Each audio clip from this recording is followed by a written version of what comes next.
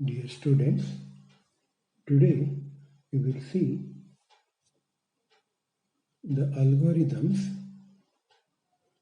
different type of principles and other concepts, choosing between exact and approximate problem solving. Here,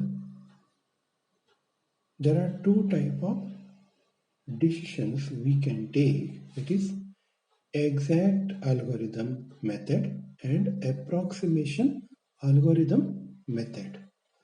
And what that exact algorithm is? Sometimes there may be some important problems that simply we cannot solve those problems.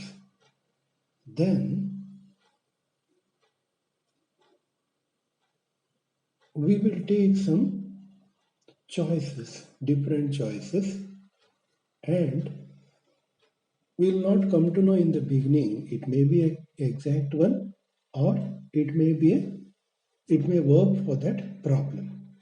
So that is choosing between exact and approximate problem solving. That only here mentioned. There are important problems that simply cannot be solved exactly for most of their instances. Examples include extracting square roots, solving nonlinear equations, and evaluating definite integrals. Then, second, there may be available algorithms for solving a problem exactly can be unacceptably slow because of the problem's intrinsic complexity. Here, intrinsic means some important by basic. This happens in particular for many problems involving a very large number of choices. An approximation algorithm can be a part of a more sophisticated algorithm that solves a problem exactly. Algorithm design technique. Now, with all the components of the algorithmic problem solving in place, how do you design an algorithm to solve a given problem? This is the main question. We can find answer by several general design techniques. Okay, that we will analyze now. What is an algorithm design technique? An algorithm design technique or strategy or paradigm is a general approach to solving problems algorithmically that is applicable to a variety of problems from different areas of computing. Learning these techniques is of utmost importance for the following reasons. First, they provide guidance for designing algorithms for new problems. That is, problems for which there is no known satisfactory algorithm. Okay, so algorithm design technique is one method. Okay, by that we can analyze the problem, and when you do the analyzation, you will come to know with different type of methods or different type of approaches when you analyze it. Otherwise, we will not come to know how to solve the problem in a perfect way. So that's why for some problem there may be already predefined concepts or predefined methods, predefined approaches. But for some problem, we have to plan for it.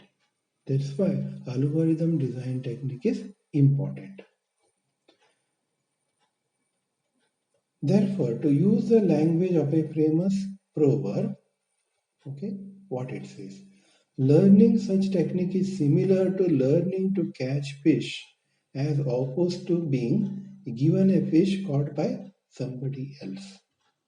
Already, if the predefined techniques are there, then we can use it very easily. But if predefined techniques are not there, then designing is somewhat problematic.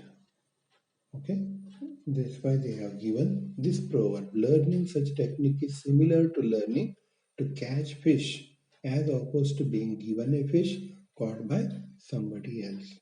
It is not true, of course, that each of these general technique will be necessarily applicable to every problem you may encounter.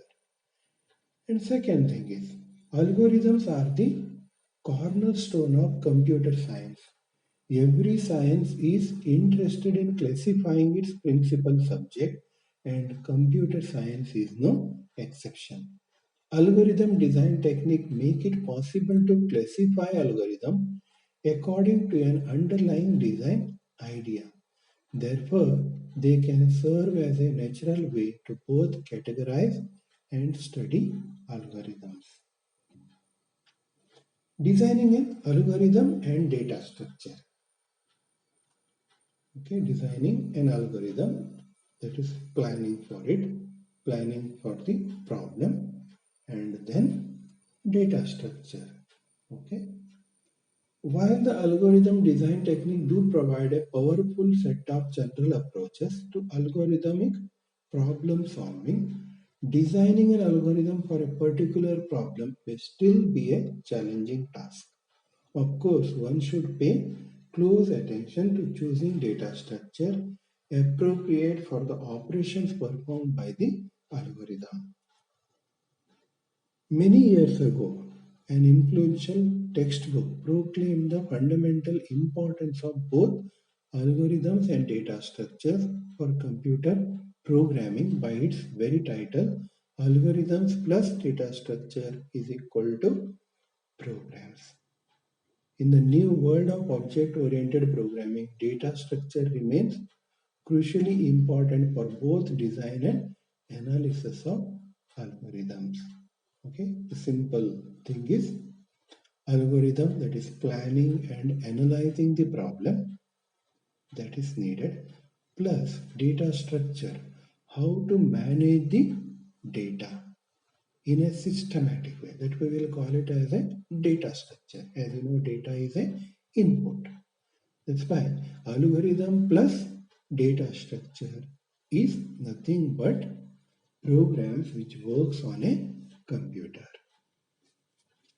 Next is methods of specifying an algorithm.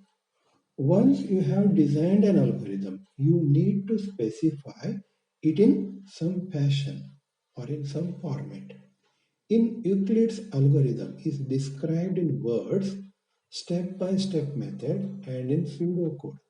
These are the two options that are most widely used nowadays for specifying algorithms, and we are using same methods. Even in the last sem, we have seen those methods.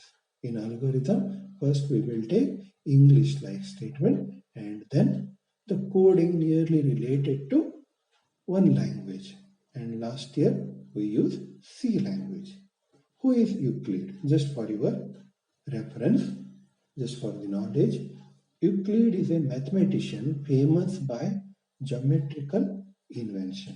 He was in 365 BC. One of the major contributions we are studying in algorithm is factorization of numbers. In that, GCD of two numbers is important.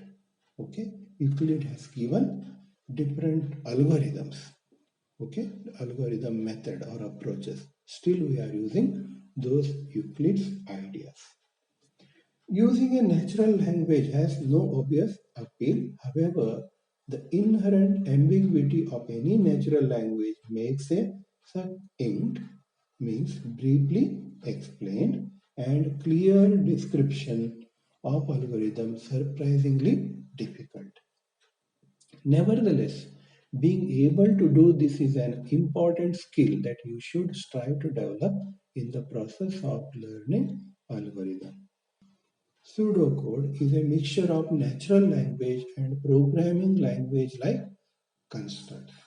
Pseudocode is usually more precious than natural language, and its usage of 10 yields more succinct algorithm descriptions.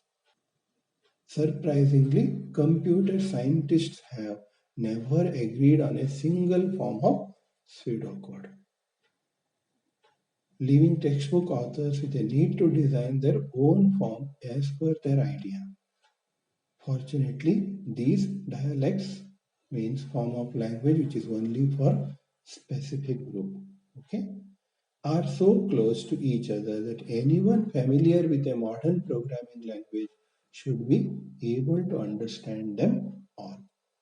So what is the meaning of this concept is, so pseudocode, we are using pseudocode or maybe algorithmic step-by-step statements. So everybody, like maybe the author of computer books or textbooks, may develop different type of algorithmic methods as per some consideration. Maybe some people will think this may be a good, they will design one concept, and some other people will think that the concept is not correct, it needs some correction. Then again they design in a different way. So that's why every computer book contains different type of algorithmic methods or pseudocode. Okay, that only he called it as dialects. Dialects means for maybe we can say that for every caste there may be some different customs. Maybe for Christians different, Hindu there are different customs, Muslims. Okay, like that way, this pseudocode may be. For the sake of simplicity, we omit declarations of variables and use indentation to show the scope of such statements as for, if, and while. As you know, we use an arrow for the assignment operation and two slashes for comments. In the earlier days of computing, the dominant method for specifying algorithm was a flowchart, a method of expressing an algorithm by a collection of connected geometric shapes containing descriptions of algorithmic steps. This representation technique has proved to be inconvenient for all but very simple algorithms. Nowadays, it can be found only in school or college as a part of syllabus. The state of the art of computing has not yet reached a point where an algorithm's description, be it in a natural language or pseudocode, can be fed into an electronic computer directly. Okay, directly taking that algorithm in a computer is not possible. Instead, it needs to be converted into a computer programming language. We can look at such a program as at another way of specifying the algorithm. It is preferable to consider it as the algorithm's implementation. Proving an algorithm's correctness. That is the next step in the algorithmic method. Once an algorithm has been specified, you have to prove its correctness.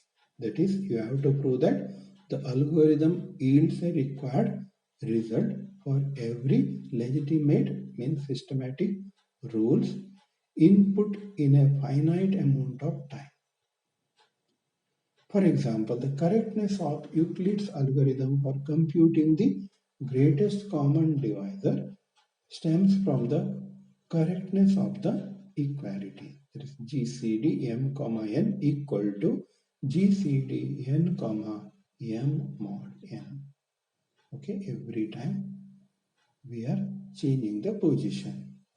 Okay, m comma n, that means n will change its place. By that, this equation may be correct. Okay, what that Euclid's algorithm for GCD says, just we will see, and in the next chapter we will see about it. The Euclidean algorithm for calculating GCD of two numbers a and b can be given as follows. If a is equal to 0, then GCD of two numbers is b. Since the greatest common divisor of 0 and b is b. If b is equal to 0, then GCD of a and b number is equal to a, since the b is 0. Let r be the remainder of dividing a by b, assuming a greater than b, r is equal to a mod b. Okay, we'll find the r. by taking A and B number and find GCD.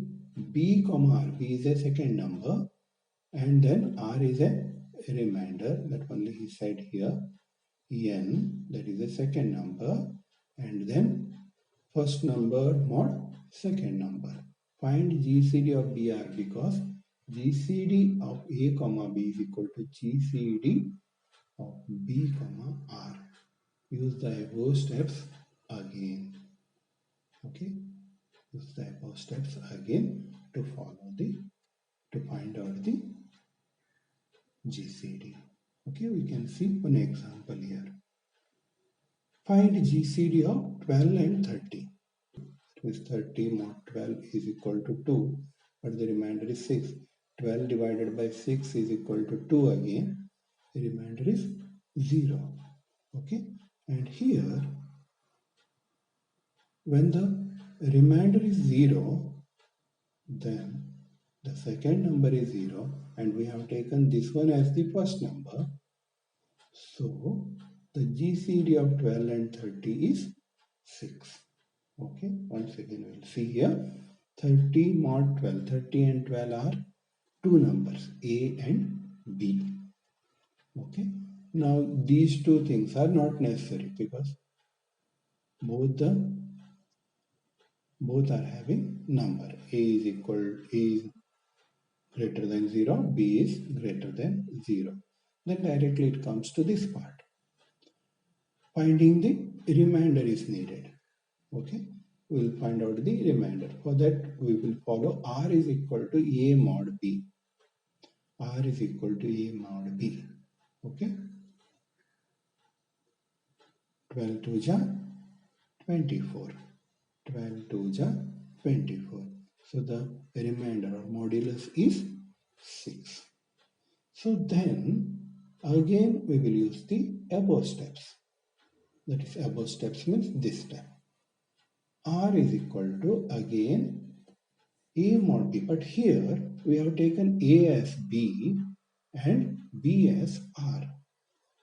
So then A is equal to 12, that is the second number as first number and the remainder as second number. 12 mod 6 and 6 to ja 12. Then the remainder is 0. And again if you take the first number is 6 but the second number is 0. And here as per these two statements, if the first number or second number becomes 0, we will consider the another number as GCD. That's why the GCD of 12 and 30 is 6. Okay. So in this way, we can find out GCD. So there is one more problem. You just sit and analyze this problem, which in turn needs a proof. The simple observation that the second integer gets smaller on every iteration of the algorithm and the fact that algorithm stops when the second integer becomes 0. For some algorithms, a proof of correctness is quite easy. For others, it can be quite complex. A common technique for proving correctness is to use mathematical induction because an algorithm's iterations provide a natural sequence of steps needed for such proofs.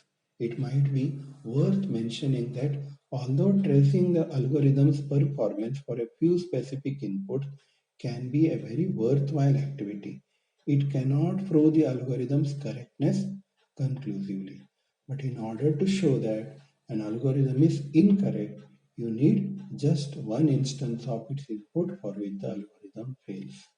Okay, that maybe we will take different set of inputs and we will find out whether the algorithm is working properly. If one, you have taken maybe 5 or 6 input, in that one is not working means again you have to replan for the algorithm.